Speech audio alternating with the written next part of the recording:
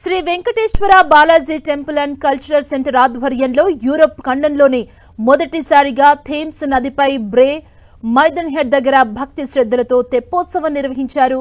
యూరప్లోని హిందూ ప్రవాస భారతీయులు ఆధ్యాత్మిక సాంస్కృతిక చరిత్రలో ఇదో మైలురాయిగా పేర్కొన్నారు. విదేశీ నేలపై తొలిసారి జరిపిన భక్తి పర్వదినంగా ఈ కార్యక్రమం నిలిచిపోయిందని భక్తులు తెలిపారు.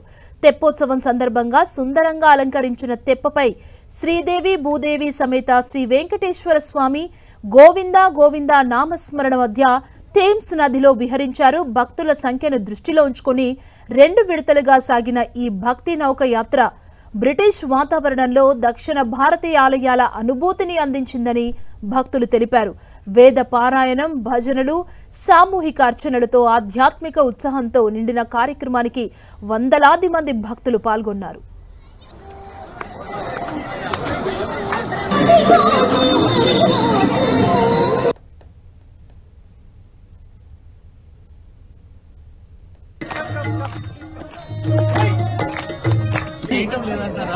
అంతే అంతే అది బాగా క్యాప్చర్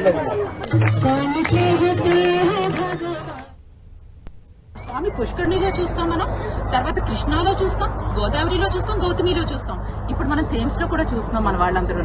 ఇది మన వాళ్ళకి అంటే ఇప్పుడు ఇక్కడైతే మా జనరేషన్ అయితే మేము ఇండియాలో కూడా చూసి వచ్చామండి. ఇగో ఈ జనరేషన్ ఉన్నారు ఈ పిల్లలు, ఈ జనరేషన్ కి వీళ్ళు ఇండియాలో వాళ్ళు చూస్తారో, వాళ్ళు ఎప్పుడు సెలవులకు వెళ్తారో అప్పుడు అక్కడ తెప్పోత్సవం అవుతుందో లేదో తెలియదు.